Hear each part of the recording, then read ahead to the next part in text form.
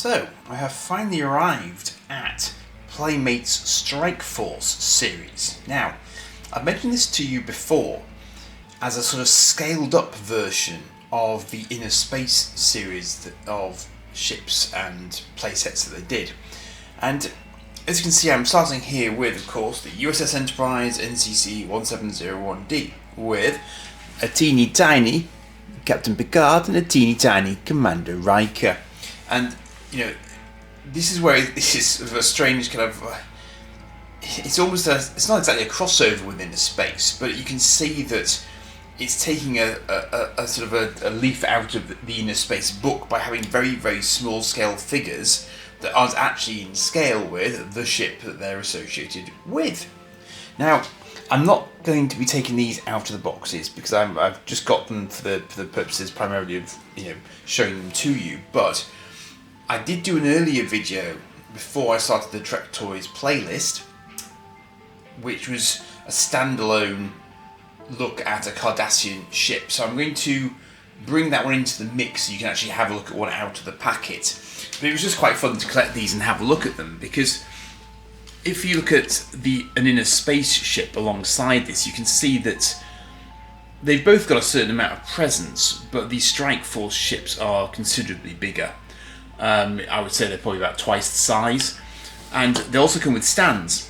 So these are very much for display purposes, as you can see down here.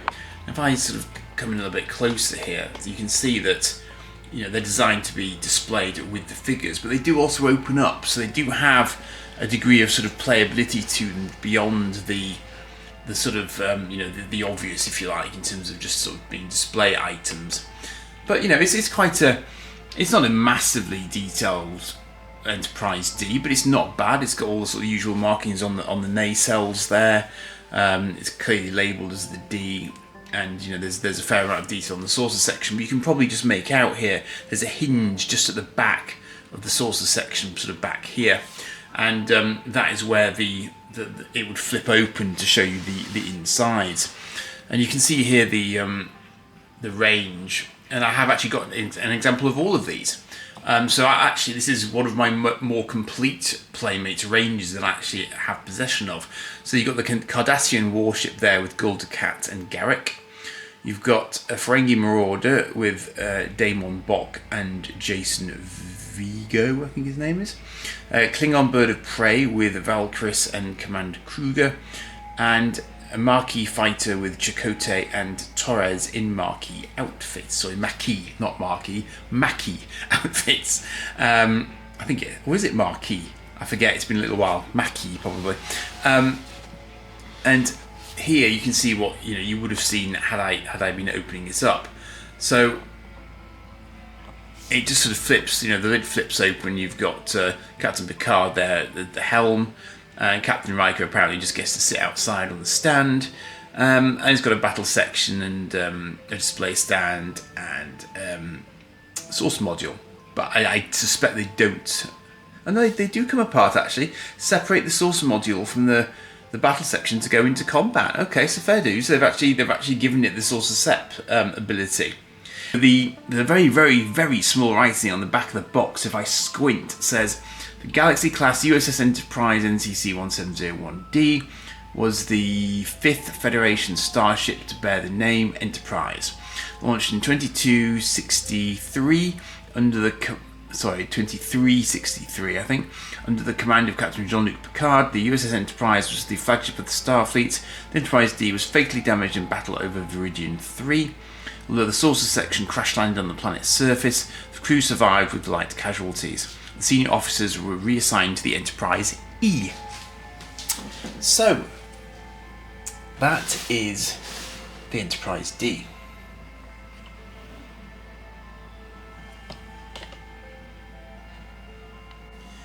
Now, I've just found out an interesting fact because I went running around the house trying to find the figures for this Cardassian warship with Gul Dukat and Garrick. So I was looking for Gul Dukat and Garrick, and I was going to substitute in the figures that came with that Romulan warbird, and in doing so, I've discovered that the Inner Space figures are not identical to the Strike Force approach. So I'll just show you these.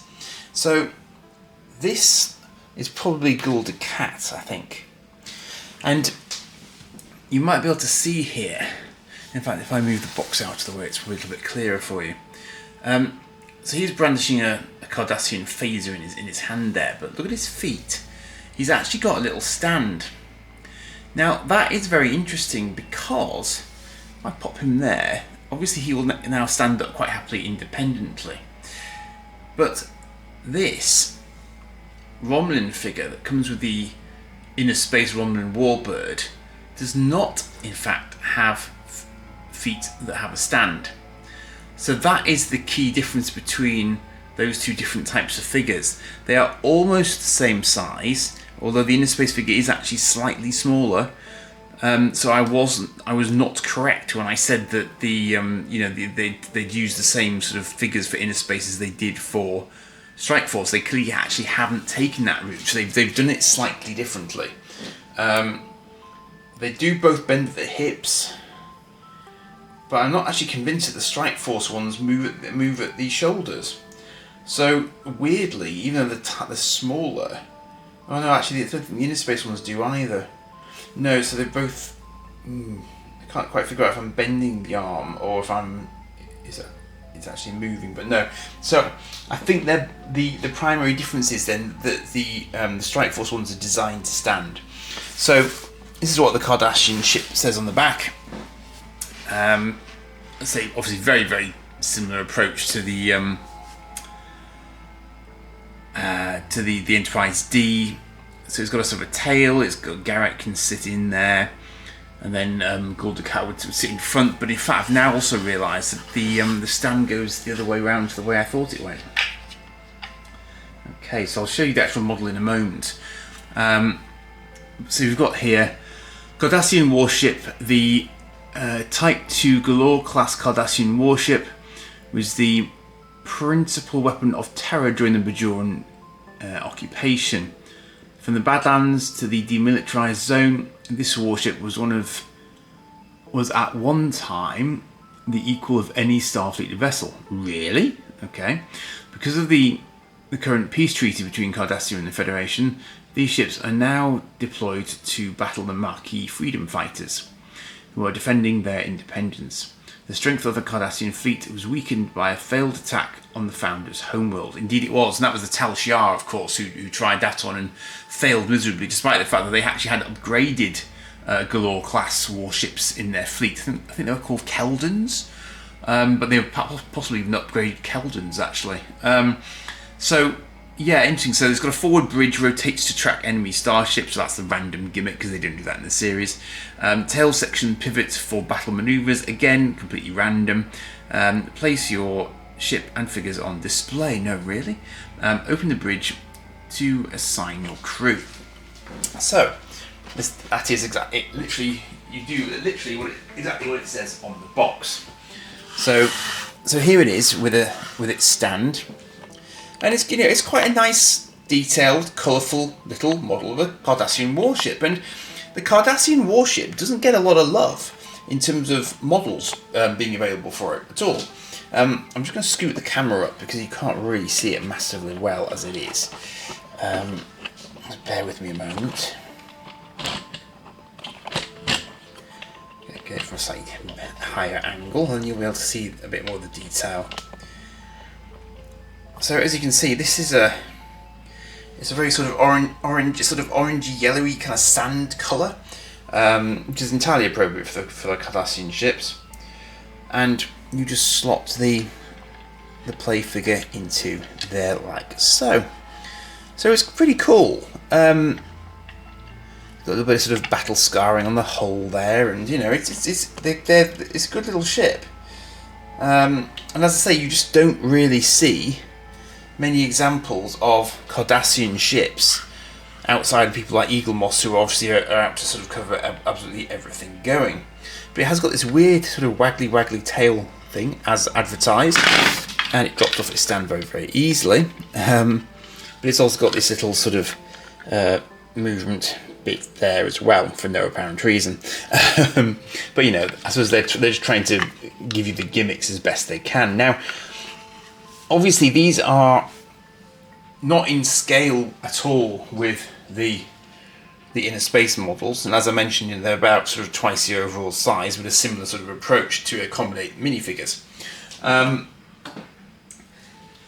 They display reasonably well because they're chunkier, obviously. They're not probably massively accurate in terms of the overall ship shapes and so on, but as I say, they're covering some quite obscure ships, so I don't think anyone else's line has ever done a full-size Cardassian warship, so this is probably about as big as you're going to get, actually, for the Cardassian warship. They just don't get a lot of love. So just one of those things, obviously not every ship is a hero ship, and we've never had a Cardassian-based series with Cardassians leading a crew. So they're not a thing, they're not a hero thing, so they don't get that much joy on the toy front, I'm afraid. But the other little thing I noticed as well in the pictures there is that this stands actually have little slots for the characters. So you can actually just slot the characters right into the stands so they can be supported when they're stood up there. So although I was laughing at Riker being displayed sort of underneath the D with Picard in the driving seat, that's actually kind of how they're designed to work. So you can put two figures in the cockpit, but you can also stand up little figures outside alongside each other on the stand, which is clever. So I definitely give them a bit of sort of kudos for that, because that's not something you generally see allowed for, because obviously the vast majority of these models do not involve any minifigures whatsoever. So this is a Playmates deal exclusively. Eagle Moss didn't do that, Diamond Select never did that, so just Playmates.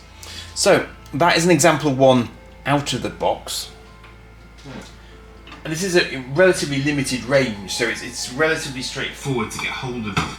Well, it's relatively easy to get hold of them in the sense that there aren't loads and loads to collect. In this country, it's not massively easy to get examples of all of them. It took me a little while. So as you can see, here is the classic early series, more so of Star Trek Next Generation for Ferengi Marauder. But ironically, it's actually paired with Quark. It's Damon Bock, isn't it? No, so Damon Bock actually is Star Trek Next Generation. So he is original era kind of sort of enemy for Picard. As is Jason Vigo wasn't really an enemy as such, but he was part of Bock's ploy, if I'm remembering correctly. So again, very similar approach. This one actually looks like he's got a bit of a sort of pop out weapon on the top hull, actually, so that's quite cool. But again, it's a good size, it's a good sort of chunky representation of a Ferengi Marauder. And this was one of the first antagonist ships that we saw in the Next Generation. So it's nice to see it represented, because again, we don't ever see a Ferengi Marauder getting any real love on the toy market, because again, it wasn't a hero ship. So it's exactly the same story as it was for the Cardassian warship, basically. So as you can see, we've now covered off the Cardassian warship and the Enterprise D. So we've only got a bird of prey and a Maquis Raider, Marquis, I must get this right, Raider remaining. So Ferengi Marauder. The Ferengi Marauder is a versatile attack craft flown by the Ferengi Alliance. The Federation's first contact with the Ferengi occurred when the USS Enterprise pursued one of these craft. Ooh. I can't quite read all that says. After they stole, does that say sociopath? That can't be right. Stole a T9 energy converter near Gamatari 4. Some Marauders are equipped with a powerful plasma energy burst capable of disabling a Federation Galaxy-class starship. As relations between the Federation and the Ferengi have stabilised, military encounters with this ship are increasingly rare, but all Starfleet officers should maintain alert status if one is detected. So there you go. So originally the Ferengi were, potentially going to be one of the sort of the bigger bads in the series, and then they kind of got, relegated to comic relief more so. But nonetheless, they did challenge the Enterprise on a couple of occasions, and at one point there was an amusing episode whose name I can't remember, where the command crew got turned into kids, was it called Rascals? And they then had to sort of outwit the Ferengi, which turned out to be fairly straightforward. And Riker also he actually actively used technobabble, but made up technobabble against the Ferengi, which is amusing. So yeah, it's quite a cool little ship. Again, some other members of the Strike Force series. One of these I'm going to show you at the end of the video, and you're also able to get these packs of additional little figures as well for additional play value. One coughing fit later, and here we have a Maquis fighter. Marquis fighter. I'm going to get it right one of these days. Just pick whichever one you prefer and imagine that in your head. So I'm just laughing to myself because as you might be able to see, the B'Elanna Torres figure there has literally come apart at the seams, unfortunately, and her top half is just nestling next to her legs at the moment, which is convenient. But this is basically Chakotay and B'Elanna in their Marquis uniforms before they joined the Voyager crew. And this rather lovely fighter is now I think this is supposed to be a sort of a slightly more developed form of, what was it called? Was it called a Peregrine class? Federation fighter or freighter or something. It might tell me on the back of the box in a moment. But they were really cool. I really quite enjoyed them because I was getting sort of Buck Rogers vibes off them because they're quite a small ship, but it's got teeth, which I quite enjoyed. And obviously they appeared in the... I'm not sure if they appeared for the first time in the first episodes of Voyager. I think we might have got them in Deep Space Nine before then. But they're cool little fighters. And you sort of... They always struggled against the Cardassians, but nonetheless, they were the best that the Resistance fighters could actually summon up against the sort of the mainline Cardassian forces. So again, as with several of the others in this range, this is not the sort of ship that normally gets any airtime whatsoever because it's probably had very little airtime. But you do get this rather nice toy of it. So would be one that I'd be tempted to hang on to actually, just because I think it's a cool ship, definitely. Now then, let's see if I can squint hard enough to actually read this. Perhaps if I zoom in, you can read along as well. So we've got Maquis fighter. So the Marquis, who I've really got to squint hard here. I can't read that because of the tape over it.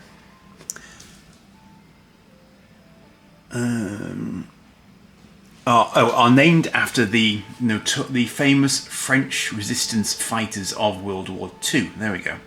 When the Federation and Cardassius negotiated a peace treaty, settlers on several border planets suddenly found themselves inside Cardassian territory. Refusing to resettle, they had no choice but to defend their homes when the Cardassians tried to impose their aggressive rule.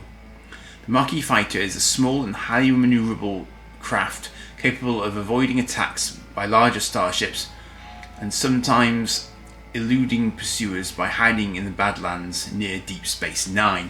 And that was one of the things that it was good at. They were able to sort of maneuver through plasma storms which would hit the bigger, less maneuverable ships, and thusly that allowed them to sort of escape further pursuit by the bigger, slower vessels.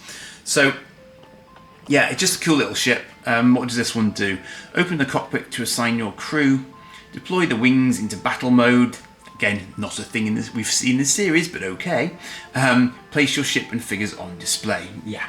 I think I actually overlooked what it said about the Ferengi Marauder in the end, actually.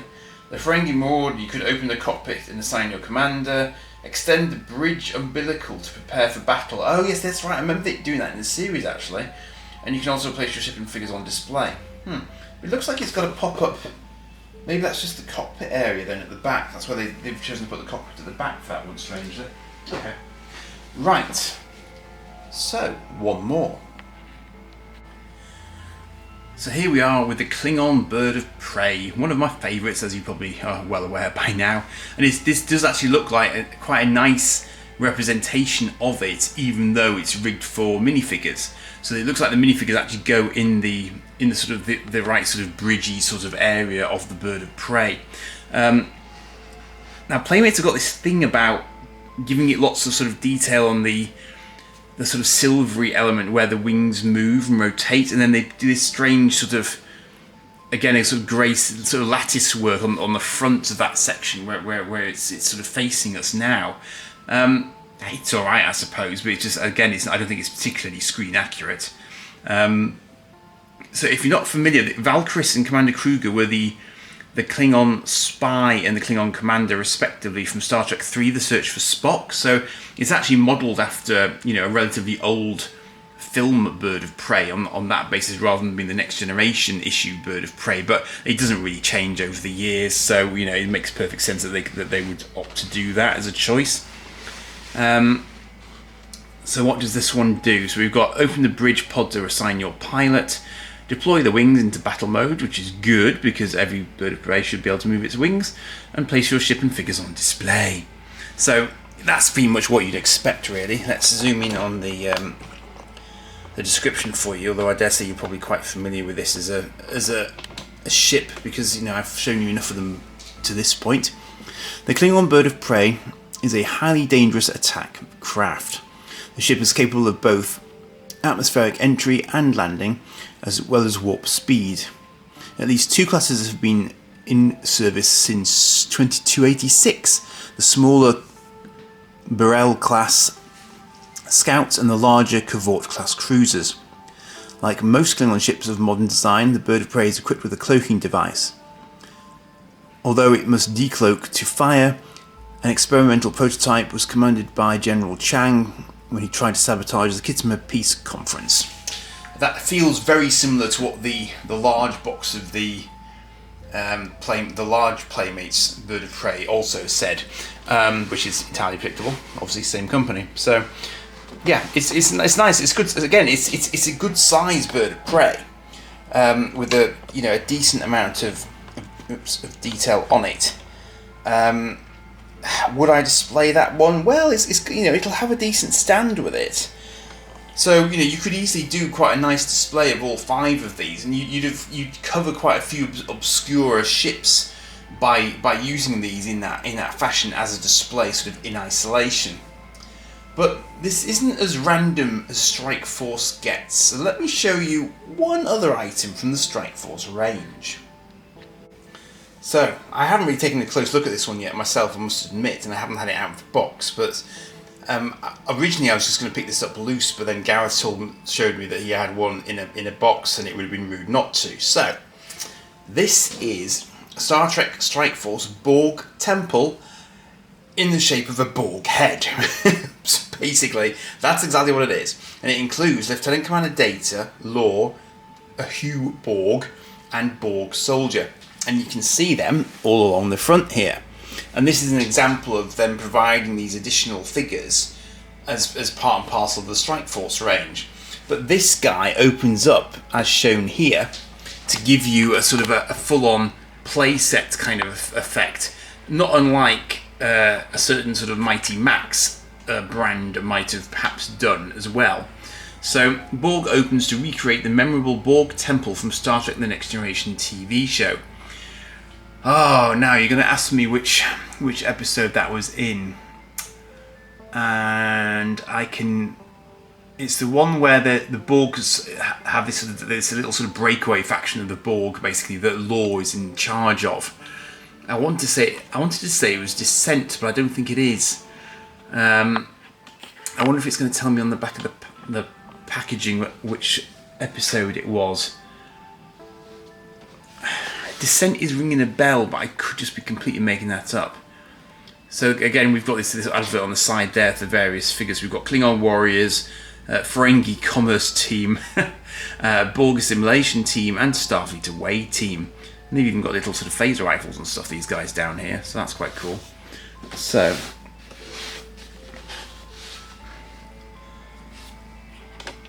let's have a look at this.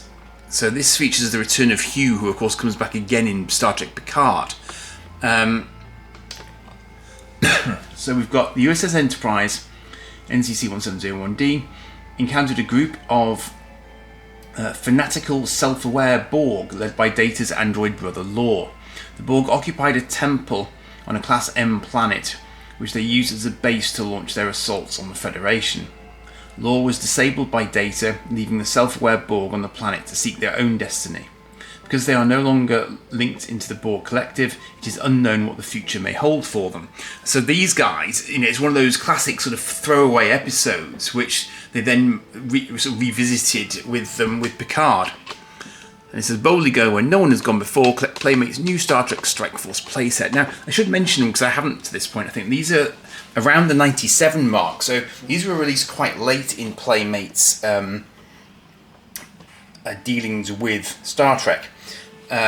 Compared to some of the standalone figures that we've looked at, which were more sort of 93. So this is a little bit later on. So we've got a communication array, we've got a detention cell, Hue, force field doors, regeneration bay, operating table, implant tools, sliding. Does that say a workstation seat? Lieutenant Commander data, Borg soldier, and so on. So yeah, I mean it's obviously it's quite cool if you like this sort of playset concept. So it just says here, playset closes for storage travel. Open to beam into the heart of the Borg Temple. Resistance is futile in the Borg detention cell. Move the workstation seat for optimum efficiency. Operate the Borg implant tools.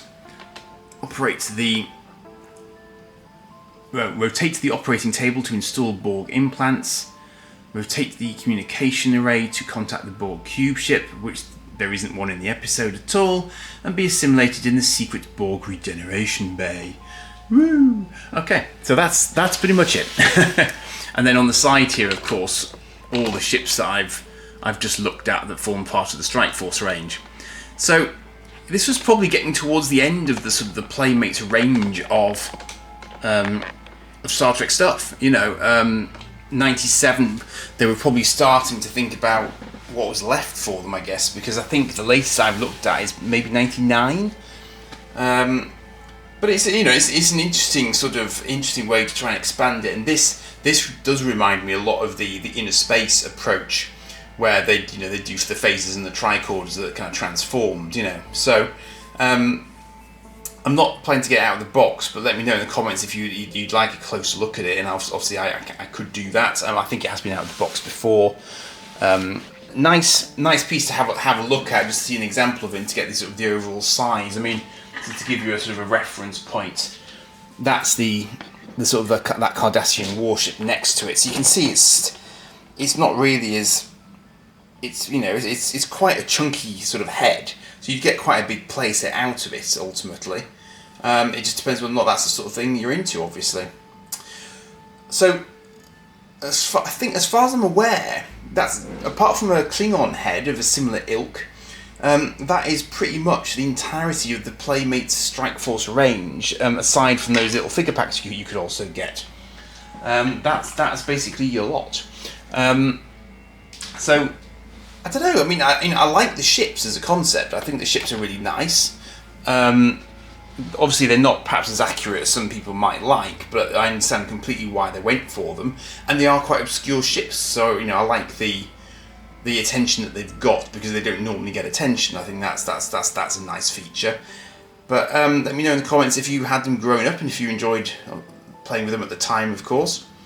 And next time I will be sticking in the next gen era, because obviously that is where most of the Playmate stuff lives. But I will be going back to a rather unusual starship example, for reasons which will become apparent. So I'll see you for that one in a week or so. Cheers for now.